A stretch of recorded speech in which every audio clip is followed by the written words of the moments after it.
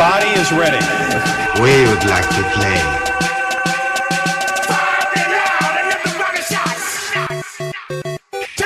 Switch.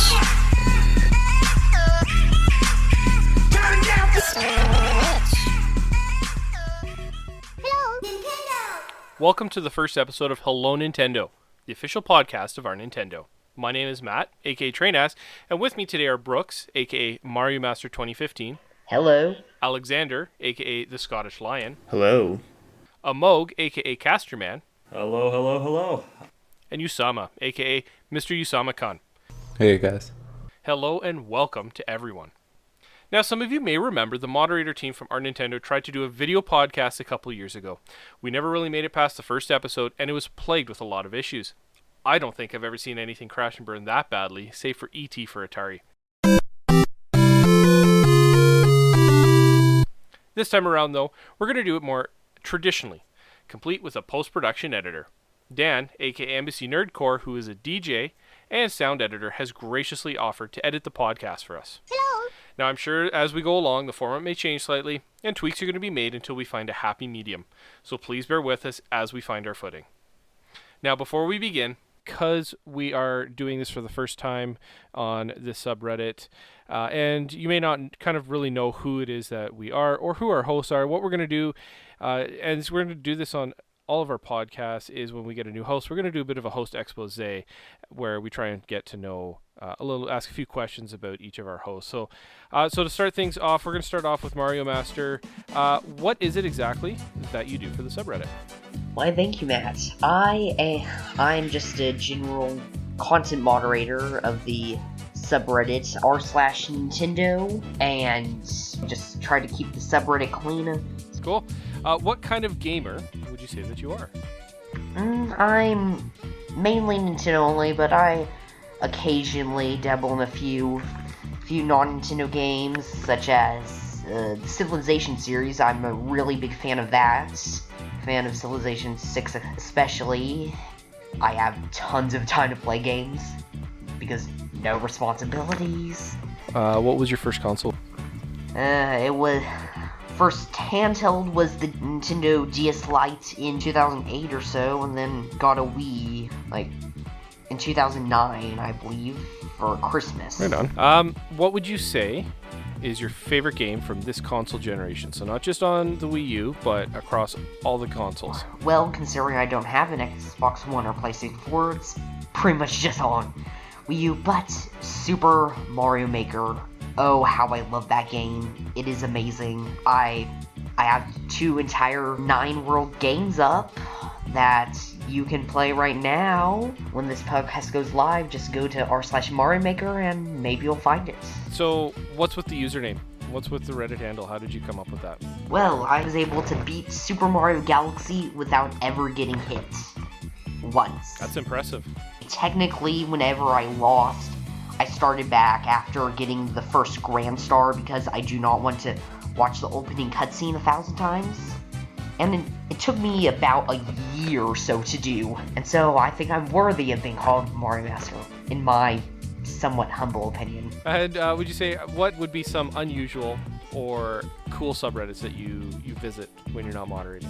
Bikini Bottom Twitter, SpongeBob memes. It's no secret that the best thing about a secret is secretly telling someone your secret, thereby secretly adding another secret to their secret collection of secrets. Secretly. The Scottish Lion. Yes. What about you? What do you do for the subreddit? I am the game club guy, so all the challenges that you see for the different games in Fire Emblem Fates, I get to research those games and make the fun challenges for you to play through. Nice.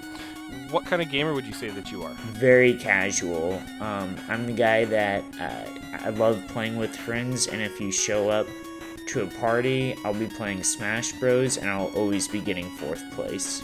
What was your first console? My first console that I played was the SNES. My first one that I actually owned was the GameCube. Cool. And from this console generation, what would you say your favorite game is? I actually only own a 2DS from this generation, so my opinion is a little bit skewed.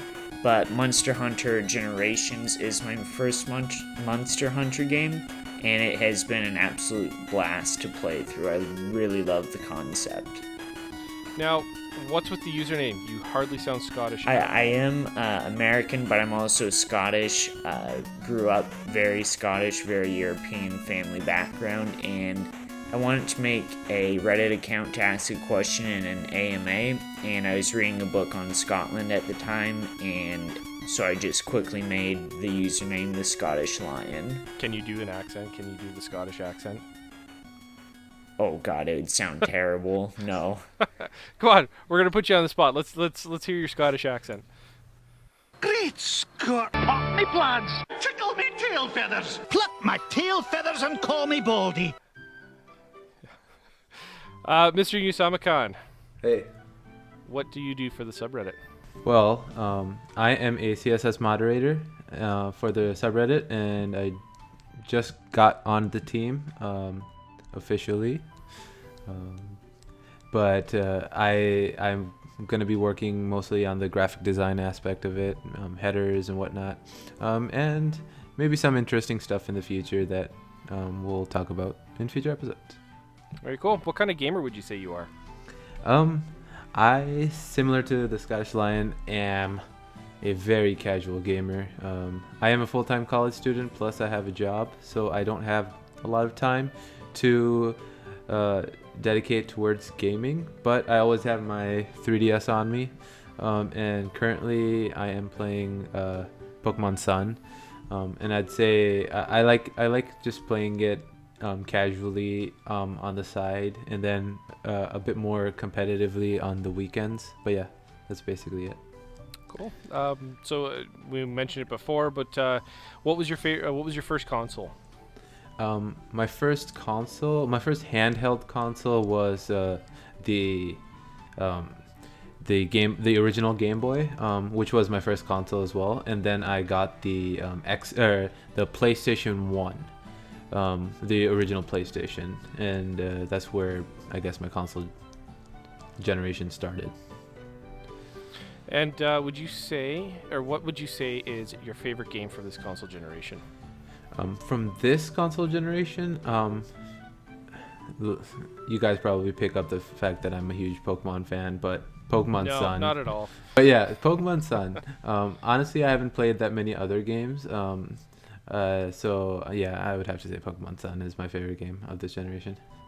What is with the username? How did you come up with that? My username for a lot of my gaming accounts is Lionheart, but all the Lionheart-esque names were taken on Reddit, and I was very tired, and this was sometime after midnight, and I did not want to be creative, so I decided I would just go with my name. Which in hindsight might not have been the best idea, but hey. Pikachu! Pika! Pika! Pika! So, Casterman, what do you do for the subreddit? That is a very good question. First, when I originally joined the team a few years ago, I started off as a content moderator. From there, I became someone who looked more into the organizational side of things. Alrighty. What kind of gamer would you say that you are? I am a very seasonal gamer. There are times when I game a lot, there are times I don't game much at all. And the games that I mostly play are not games of... are not recent games. I don't really do much AAA gaming. I haven't really done much AAA gaming since my Xbox 360, since I used that so much. What was your first console? The first console that I played on was the Game Boy Color. However, the first console that I owned, and honestly this console was an absolute tank, was the Game Boy Advance SP. There are so many pictures of me as a wee lad running around with that Game Boy, and to this day it still works. Right on. Do you have a favorite game from this console's generation? Okay, so it might not seem like it's from this console generation, but I assure you it is. It's Kid Icarus Uprising. The game released in 2012 whole 5 years ago now. So did you get your 3DS during that before the end of that ambassador program? Where I am indeed a Nintendo ambassador. On my favorite games list, the favorite game that I choose for Street Pass or Spot Pass is actually that ambassador certificate. Yeah, it was early on in the lifetime of the 3DS. However, this was before the Wii U was released. This was before the Xbone was released. This was before the PS4. Long time. A long time. All right, so Trainass, what is it that you do for the subreddit? So for the subreddit, I'm actually a content moderator. Go through, manage the posts that are coming through, remove stuff that shouldn't be there or maybe violates rules. Try and keep things running smoothly as possible. What kind of gamer would you say that you are? I would have to say that I'm now a bit of a casual gamer. I did start out as a hardcore gamer where I was playing all the time, playing every night for extended hours, and then I had kids, and my time kind of got split a little bit there. So I've kind of fallen back into casual gaming, kind of picking that up a little bit as my kids are older, so I'm able to actually game some more. And now that my oldest is playing games, I'm actually able to play games with her. So I'm kind of somewhere in between casual and a hardcore game. From this console generation, what would you say your favorite game? I would have to say my favorite game from this console generation, that's going to be actually a tough one. Because I've got both the Xbox One and the Wii U, I'd have to say on the Xbox One, it would be ReCore and Quantum Break. Especially Quantum Break, the mechanics in that game are phenomenal, especially the way it works with time. And on the Wii U, I would probably have to say Hyrule Warriors. It's sort of my first game in that series. I'm kind of glad that I picked it up as an intent, with the Zelda series. And Mario Maker is also a phenomenal game from this series. What is with the username? If you're familiar with the web series of Red vs. Blue, you'll recognize the name Caboose. And in one of my online communities that I'm part of, it's a tech community, I started off with the name Caboose. And eventually people started calling me like Trainass and the Grand Trunk, things like that. Something a little bit different, but still kind of related to Caboose. When I found Reddit, I discovered that the username of Caboose was actually already taken. So at that point, all I did is I switched over to Trainass. I had a girlfriend once. Nobody cares. I met her on the internet. Oh man, your girlfriend was a dude. Her name was Amelia. Let's see what everyone has been up to and playing lately. I'm going to hand things over to Casterman. Alright. So, this week I just finished Drawn to Life for the second time. First time was a long time ago. I wanted to go back and redo the game. And also, just today actually, I was playing Affordable Space Adventures, which is a complete blast. Very cool. Scottish Lion, what have you been up to? So I actually decided to take on my first Fire Emblem game, Fire Emblem Awakening. It's been a long time. I'm about a month into it, and I just hit the halfway point. I absolutely love the strategy, and I could easily see this becoming a series that I've become a long-time fan of, and it just so happened that they released the mobile game, which I played a little bit of it, and if you haven't downloaded it yet, I highly recommend downloading that as well, Fire Emblem Heroes for iPhone and Android. I've never played a Fire Emblem game. Would you say that the one that's currently out would be kind of a good starting point, or should I start with something else? The mobile game or Fire Emblem Fates? Fates, sorry. I have not played Fates, but it's a perfectly acceptable place to start. Either Awakening or Fates Birthright is a great place to start. And if you actually pick it up within the next 2 weeks, you can join in the Nintendo Game Club that just started playing Fire Emblem Fates, Conquest, and Birthright. Advance Wars is another great title if you want to get into the strategy scene on a Nintendo console. Very cool. So, Mr. Yusama-kan, what have you been up to lately? Currently, I guess I've been playing a lot of the new, well, I guess it's not new anymore, but Pokemon Sun. It's been a fun experience. I feel like it goes back to the originals in some sense, where the difficulty is higher compared to the other games. If you play competitive, it's really nice. There are a lot of gimmicks in the game that make everything interesting, like the 4-player for 1v the 1v1 times 4. That's a really fun way to play.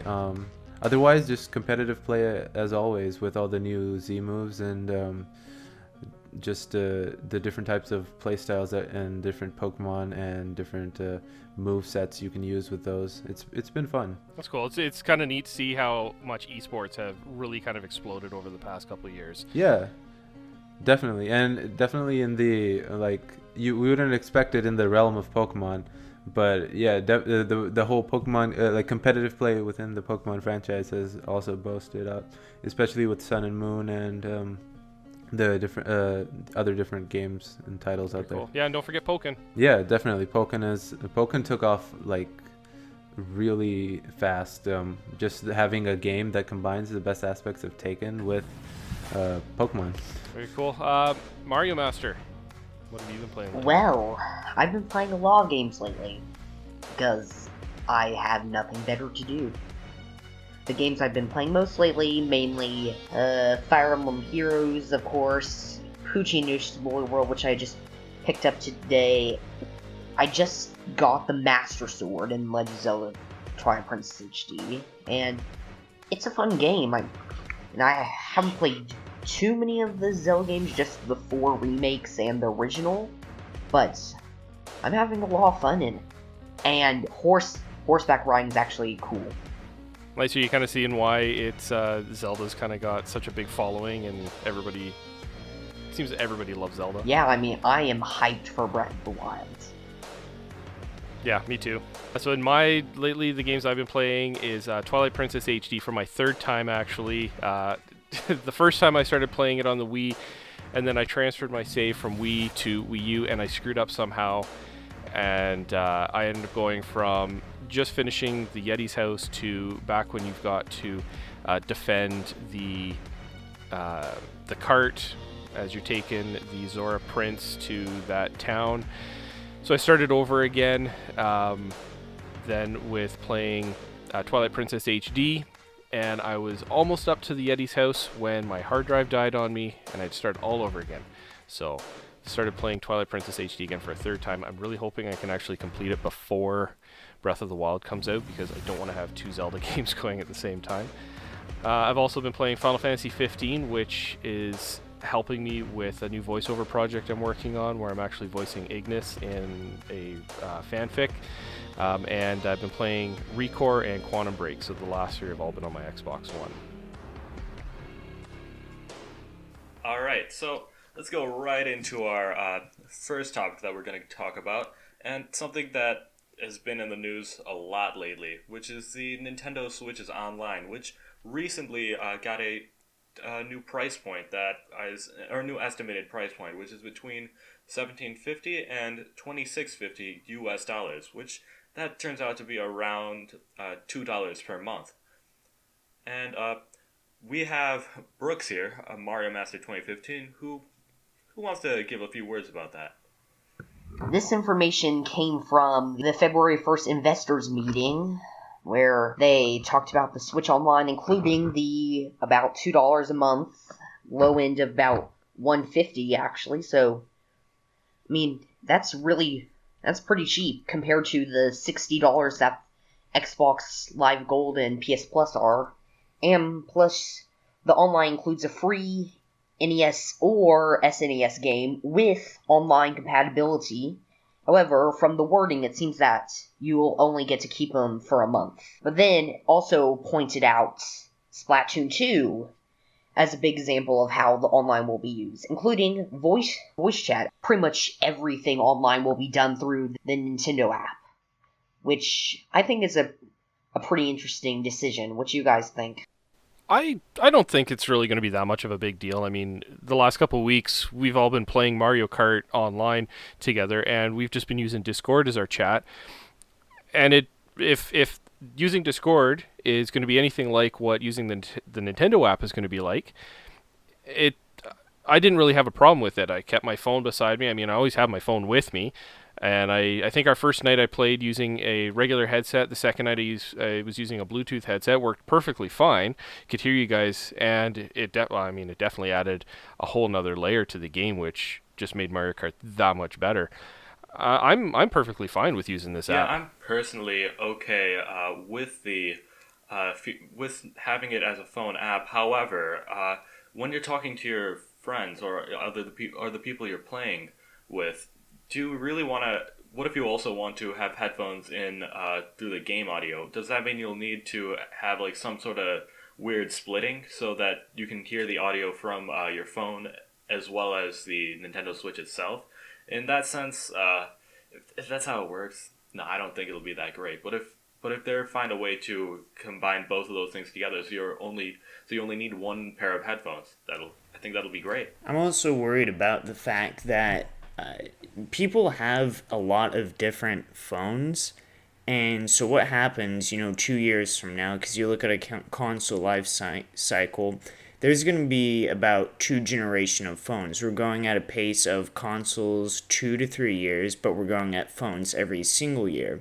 So, I have the Google Pixel, but by the time that the Nintendo Switch is dying off, am I going to be able to still use this app, or is the Nintendo Switch, or are phones going to surpass the Nintendo Switch capabilities in 5 years, and I'm going to be left behind, unable to use my phone with the Nintendo Switch? Whereas compared to, even the Xbox 360, if you've refused to update that long, you can still use voice chat, but imagine if we tried to use phones through the Xbox 360, that phone technology is a little bit outdated. So we have to establish a minimum phone requirement for people with older phones. Well, and if you're going to be like for an Android app, they've got their minimum Android levels, and so things like even the current Mario games, or Mario Run, Miitomo, Pokemon Go, they're going to have a minimum level for Android OS that they're going to run on. That's going to be the same across any Android application out there.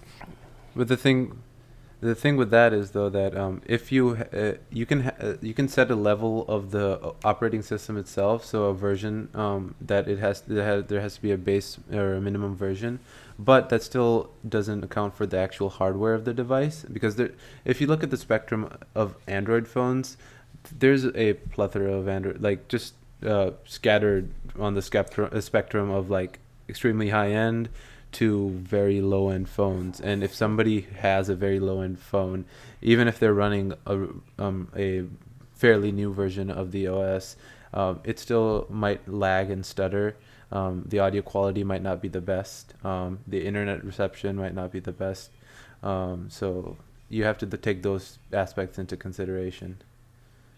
There was also, about a year or so ago, before the release of Miitomo and My Nintendo, there was a chart that showed that My Nintendo and the Nintendo account would allow a variety of things, most noteworthy, cloud saves. Do you guys think that My Nintendo could allow cloud saves on the Switch? I certainly hope so. I know a cloud save would definitely have saved me in my Twilight Princess fiasco. Most definitely. Yeah, no, that's definitely something that would be very welcomed, because Nintendo has been the biggest proponent of this, and that is having all your save files physically on a cartridge or in a specific location, and not really being able to transfer them between games, between consoles and whatnot. So having the opportunity or the ability to save everything on the cloud and then just log into your account on a different device and pick up where you left off seamlessly, that's very appealing to especially today's type of gamers that move around, and what it's basically what the Switch is about, moving around, being able to play with cloud saves, to. maybe Aerith will finally make it to the end of the game. Yeah. Alright, before we go and spoil anyone anymore who's tuning into this podcast, let's move on to this next topic. Let's go out with the new and in with the old. Let's talk about some remakes and ports. Most notably from the GameCube. And in the in the Wii U's lifespan, something that was most noticeably absent was the GameCube Virtual Console, and the only GameCube adaptations that we got, or the only ports or remakes of GameCube games that we got, were the 2 Zelda games released on it, Twilight Princess HD and Wind Waker HD. Alexander, how do you feel about these remakes? I'm glad Nintendo has not done a remake yet. And before you get mad at me, let me explain. Let's specifically look at Super Mario Sunshine, or Paper Mario The Thousand Year Door, or even Mario Kart Double Dash. I think those are some of the best examples of the really nostalgic GameCube games. They are the Las Vegas of Nintendo games. And if you've ever visited Las Vegas, you know that it's a great city to visit. You experience all the good it has, but you also experience a lot of the bad. The magic of Las Vegas, though, is that you typically only remember the really good parts because the good is so well done that it leaves a lasting impression, from the food to the shows to the games if you're into gambling and that sort of thing. It's fantastic the first time through. Yet you experience some bad parts. Your pocketbook takes a hit, the weather is incredibly dry and hot, and you're probably a little bit overtired. Yet, at the end of the vacation, you choose to remember the good. But you also tell yourself once, and that's enough. Yet, a couple years later, the allure is way too strong, and you tell yourself, you know, maybe I should visit Las Vegas again. So, you go around, and you start to make a second trip, and you start to plan, and you get back to Las Vegas, and you have a good time, but it isn't as great. You know, the good parts, they become a bit more tedious to get to as you have to wade through the bad, the heat, the travel there, the money, some of the sliminess. The bad starts to stand out more and more. Super Mario Sunshine is exactly like this. The good, the first time through, it's an incredible game. It's very well done, and you're left with a lasting impression that it's really fun.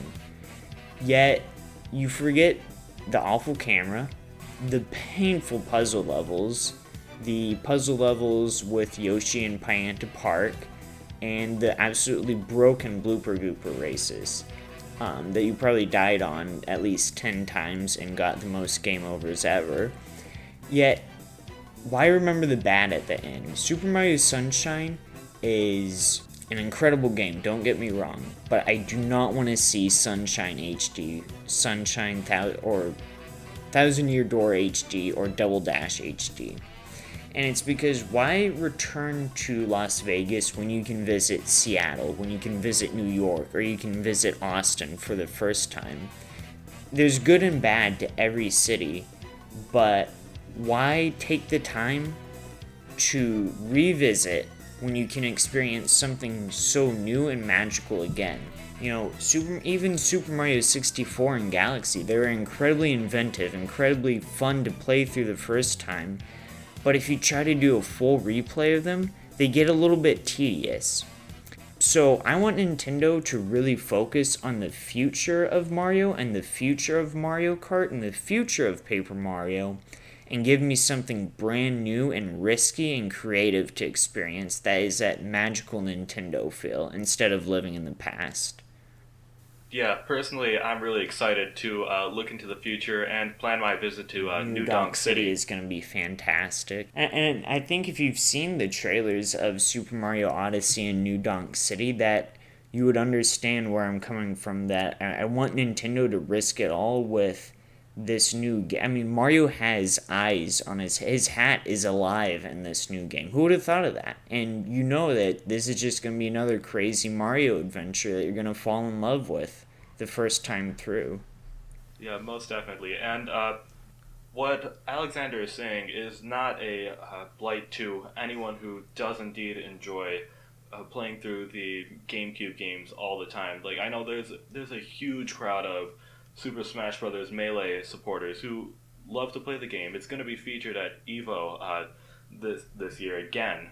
And like he said before, Melee HD, that's a very highly debated topic in the in the Super Smash Bros. Community, so we won't get into it here.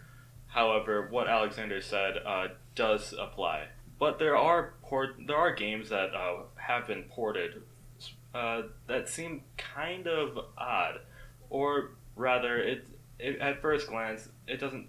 You might not understand what Nintendo is thinking, such as their ports of Wii U games to the Nintendo 3DS. One of such was actually released today, February 3rd, which is Poochie and Yoshi's Woolly World, which is a port of the Nintendo Wii U game, Yoshi's Woolly World. Brooks, do you want to talk about that a little bit? Poochie. Oh, how I love Poochie. I love Poochie. If you couldn't tell already.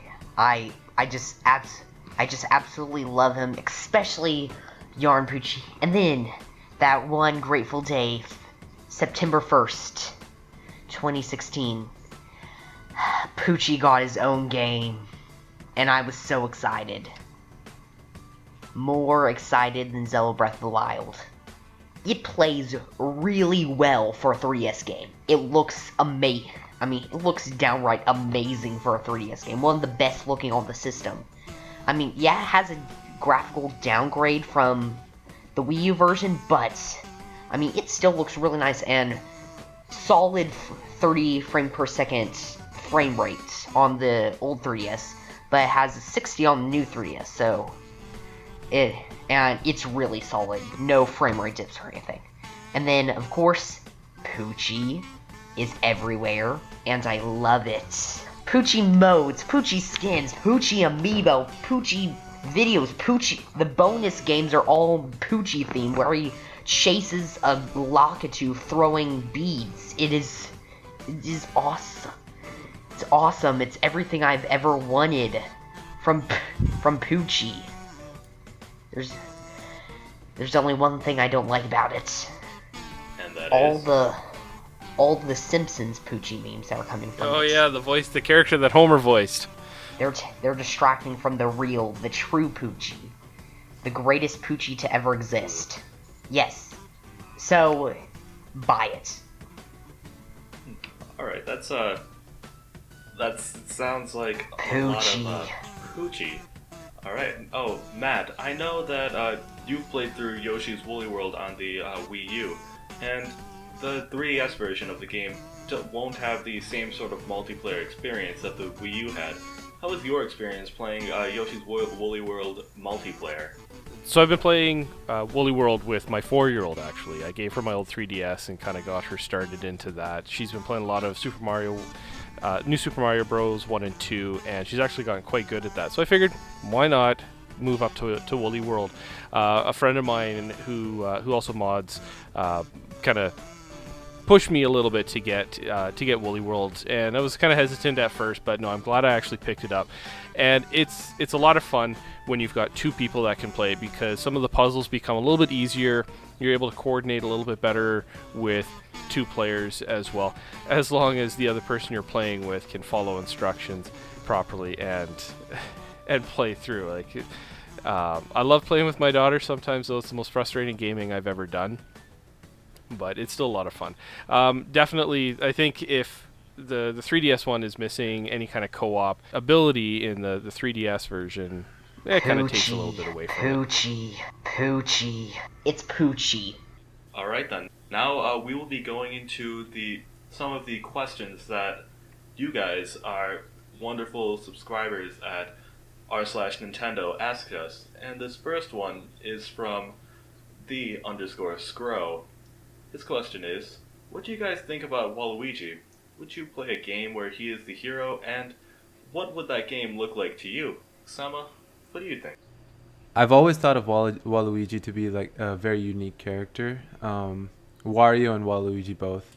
I think really a niche character, but it would be interesting to see what they did with a game that was based on him. Maybe some sort of iteration of Luigi's Mansion or something like that. And I don't know. I think I'm not quite sure how they would do it. Nintendo's always been creative. I'd love to see what they did, and I probably would definitely pick it up just to play through it, because I've always thought that both Wario and Waluigi have been a bit underappreciated, and they have unique characteristics to them. So You know what I'd love to see is everybody loves the Mario and Luigi RPG games. I'd love to see Wario and Waluigi RPG and have Nintendo make it the most outlandish, crazy treasure hunting game that they can make. And if you've ever played the Wario Land games on the Game Boy, you know how crazy they can get with over-the-top treasure hunting and over-the-top golf mini games. I'd love to see an RPG version of that just really let the creators in Nintendo express themselves in a way. Yeah, that would actually be really interesting, seeing a Wario Waluigi game. But on the same token, what's to stop them from making a Peach and Daisy game? Well, we already had a Peach game. It's true. And there is a small but vocal group of supporters of Daisy. Hi, I'm So- Daisy. Yeah, hi, I'm Daisy. So I think Nintendo might be looking into a Daisy game. Who knows?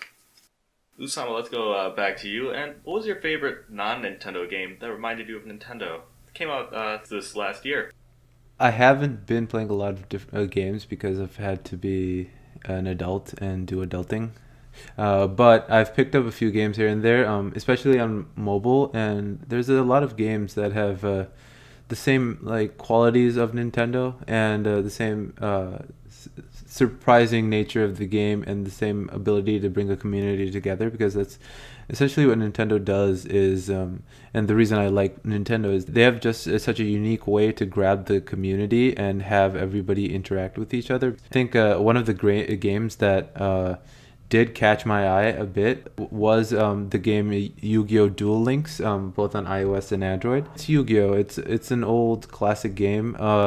But the unique thing about it is the fact that it has a multiplayer in it, and it allows for people to get together and play. If they're not physically playing Yu-Gi-Oh, they can play it on their phone.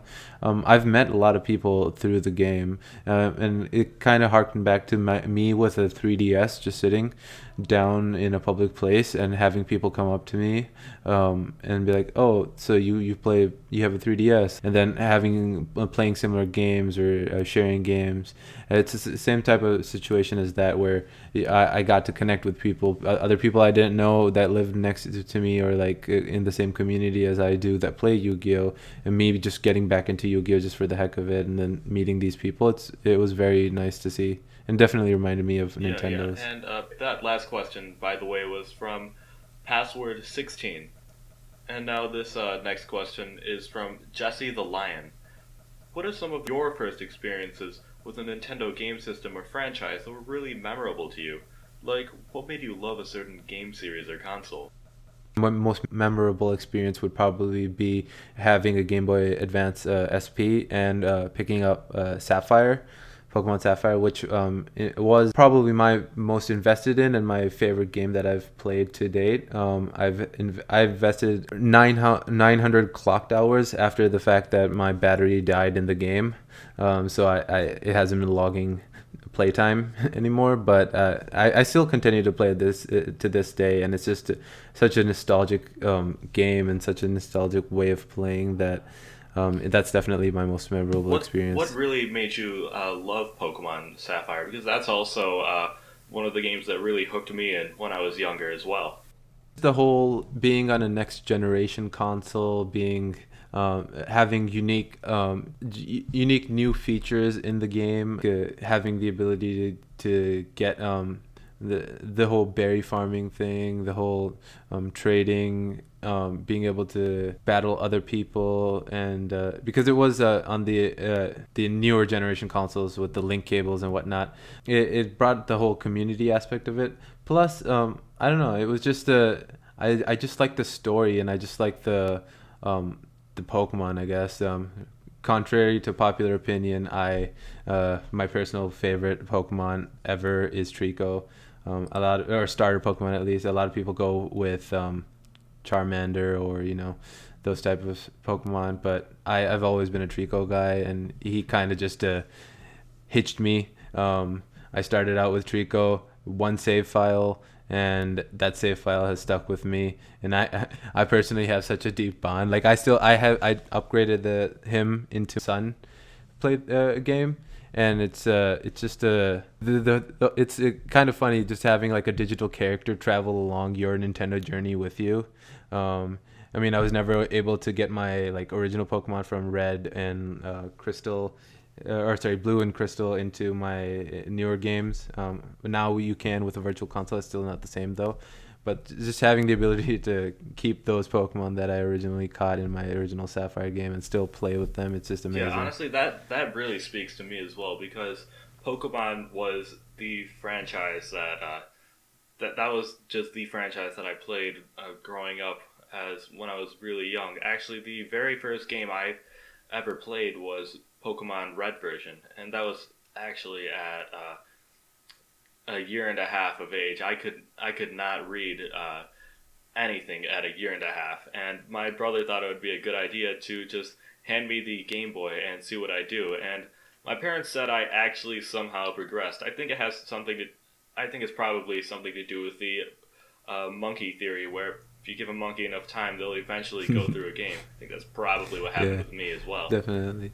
And no, and that's another appeal to the whole Nintendo franchise. And the reason it's so memorable is because anybody can pick up a Nintendo console, a Nintendo game, and play it. It's like there's no age restriction on necessarily on those games. You could be 2, you could be 20, and you could still go through the whole series and love it just as much as the next person, and remember it. And I think that's what appeals to a lot of people when it comes to Nintendo, is just being able to get hooked in a game, just not because it's competitive or anything, just because it's well made. The consoles are well made, and there's story to the games, and there's community in those games, so you can really just join without worry. I can definitely say that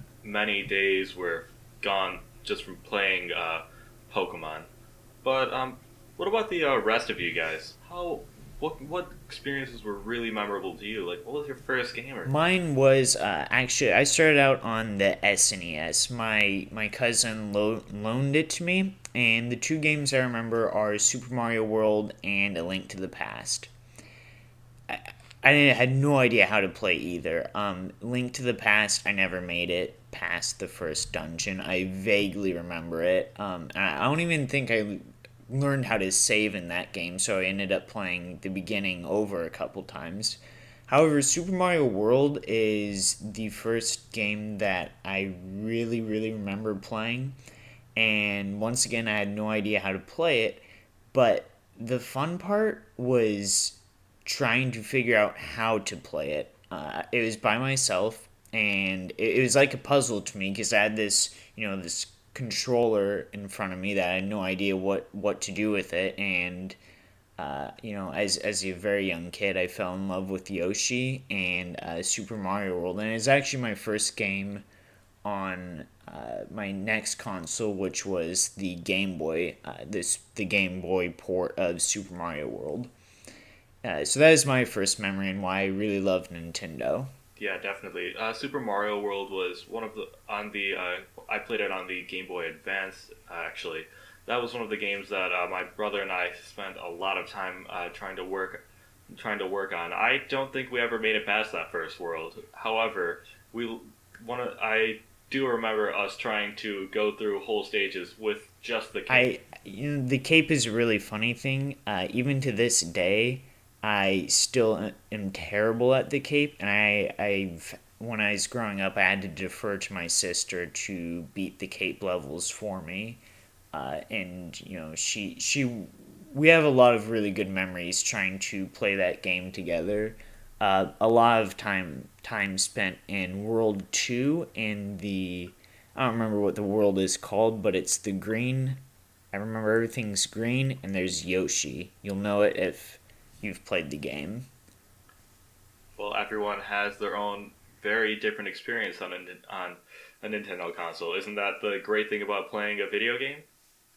I am much younger than all you, so I started with a Nintendo DS Lite back in 2007, 2008. Yeah, with a copy of New Super Mario Bros. DS. Such a baby. Yeah, and I play that game every day after school. It was my life. I absolutely loved the game. It's also a reason because, you know, Bowser Jr.'s the main villain of the game, not Bowser, and so made me really like Bowser Jr. as a character. I'm going to be kind of dating everything here because my first Nintendo console was the original NES. In fact, I remember standing in line with my dad at Kmart and purchasing it and playing the original Mario, like Super Mario Bros. Not Super Mario, where it's the levels and everything, like the mini game that you get in Mario 3. No, Mario Bros. And I had never actually heard of Nintendo. I'd never heard of Mario. Didn't really have any experience with any of this. It was my dad that decided to go out and get this for us. And that's at that point I absolutely fell in love with video games. And I'm sure if I had a Sega Master System or a Genesis first, things would be a little bit different. I may not even be here with you guys right now. But no, yeah, the original Nintendo. And from that point on, we were a Nintendo household. We received, we had every Nintendo system save for the Virtual Boy. We received pretty much all of them for Christmas, except for the Wii, where my brothers and I camped out in front of Best Buy pretty much all night and waited for the Wii. And when we got it, it was a bad unit. We had to wait a week longer. It was the worst tease I've ever had. But yeah, and so original Super Mario was kind of my first game, and The Adventures of Tom Sawyer and Thunderbirds are two games also that kind of hold a little bit of a special place in my video game heart. And it wasn't actually until I was able to get my hands on a Game Genie and play it through an emulator that I was actually able to beat Thunderbirds. We played the heck out of that game, getting Nintendo Thumb, the three or four of us all taking turns trying to get through Thunderbirds. We always almost made it, but we ran out of time. Like, we'd always run out of date. I guess you could say I started from the beginning, or just about the beginning. When I was little, some of the best memories were just playing the original Super Mario Bros. On an original NES. Complete with the whole blowing into the console thing and everything to get a game working. It's awesome being able to actually get my hands on the NES Classic. When I found out that there was going to be no pre-orders anywhere, I was a little worried I was not going to be able to get it. And the day of release, November 11th, I was originally planning on leaving and going very early to go get it, but my wife kind of convinced me otherwise. She dropped me off at Toys R Us, and I kind of had a route set up where if we couldn't go to Toys R Us, if they didn't have it, Best Buy was next on the list because that opened up next. And if I couldn't get it at Best Buy, then I was going to GameStop because that opened up at 11 o'clock. So I got lucky and was able to get actually number 30 out of 40 at the Toys R Us. And when I got it home and I hooked it back up and I fired it up and I played the original Super Mario, I felt like a kid again. It was phenomenal. Absolutely loved it, especially using the classic controller, like the NES controller. Being able to play it in its 8-bit glory, unreal. How does that controller feel compared to the original NES controller? Identical. There is almost no difference that I can tell between the NES controller that released with the classic versus an NES controller that released with the NES. It's virtually identical. It's great. And so then with that, one of the things that I was kind of hoping to be able to do, and I think everybody was hoping to be able to do, is try and hack this thing wide open. I mean, people were looking at breaking them open, checking out the insides, even on the demo units. And I figured it was just a matter of time before it happened. And I would say it's probably about... There, I said about. You guys happy now? My Canadianisms? So it's probably about 3 weeks, maybe a month ago or so, give or take, that I came across a thread where it had happened. They had found the ability to add more games to the system, and I was floored. The tools that have been released for it have come a long way since the first ones. The first tools were a very manual process, from extracting the kernel and making sure it had the right MD5 to having to rename the files and folders and manually add in all the additional files and upload them one at a time and repackage it. It was a very big pain, but now it's one tool. And then they've even got folders now, because originally the limit was 65 additional games if you wanted one save slot per game. Now that's exceeded 700 games. So you can have up to 700, or over 700 games, I should say, on this tiny system because of folders. So I've been playing with mine a lot. Pretty much anytime something new comes out, I gotta try it on mine. So I've got folders, I've changed the font, I've changed all the box art to game cartridges. I recently changed the background music as well, so I now have Dr. Wily's theme from Mega Man 2 playing. I've got Game Genie codes in there, auto fire, and probably the one thing that I think the system was missing from day one is the ability to go back to the main menu when using the NES controller.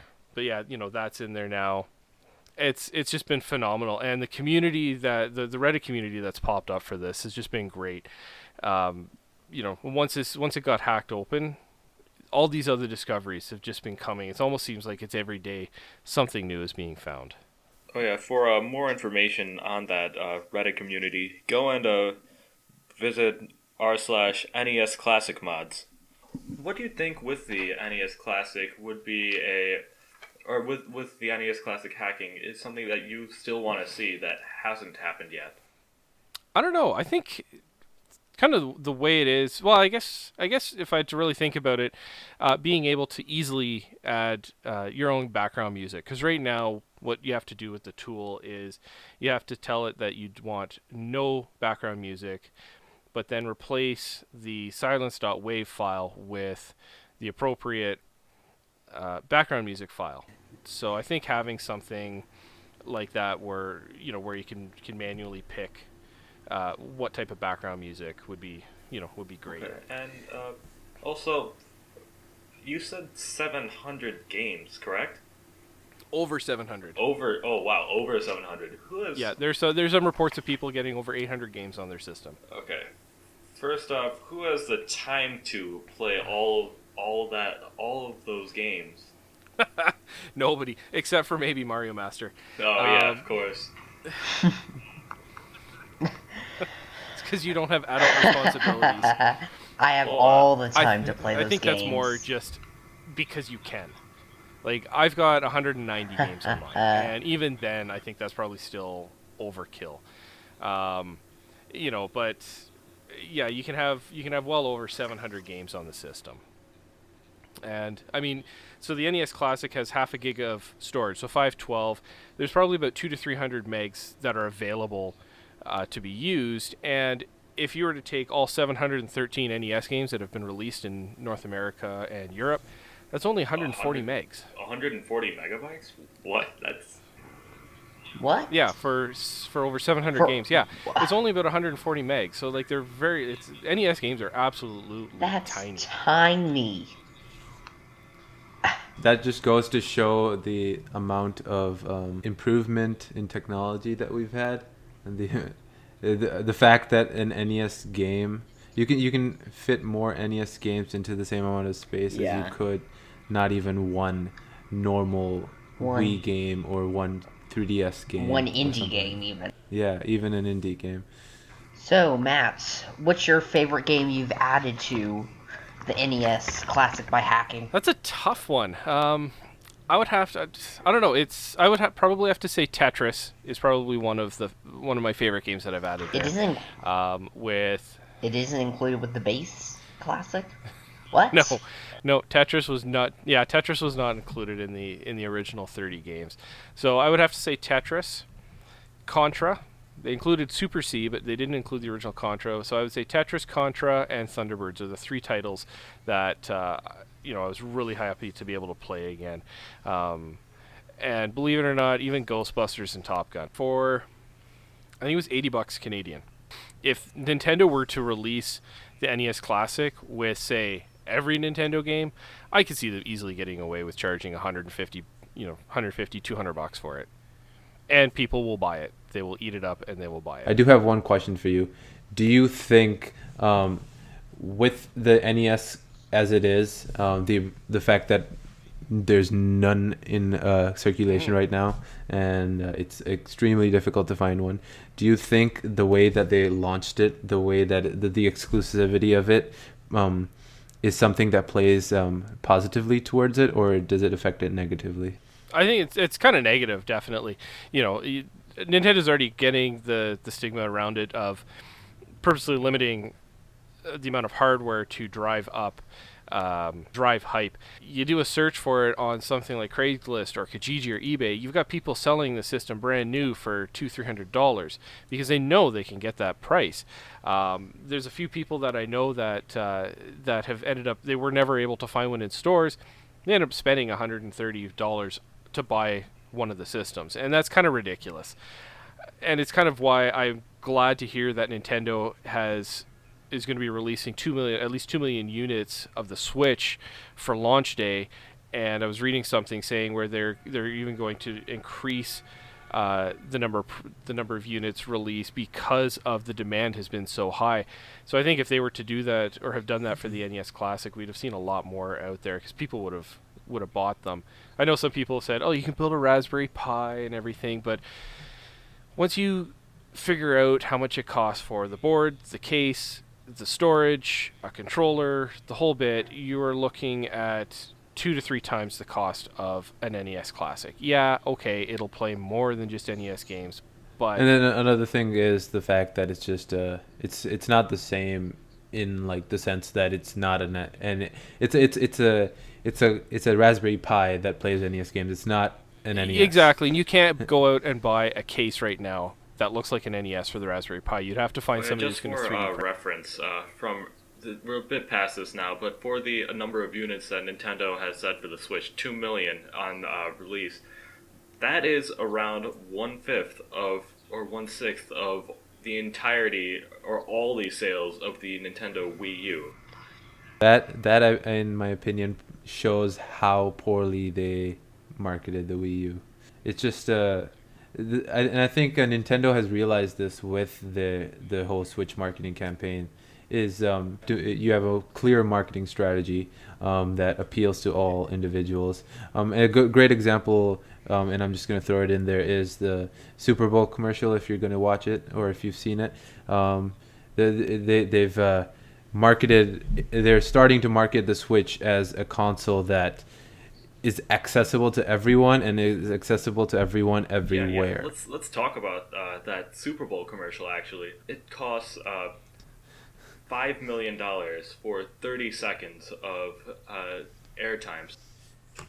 However, you're showing it off to millions upon millions of people. One of the most watched single sports events in the entire world. Not just the U.S., I know American football, but the entire world. For reference, Game 7 of the World Series Finals, where the Cubs won.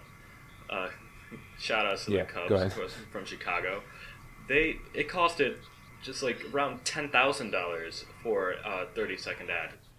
And I think this just blows like the whole Wii U campaign out of the water with one commercial.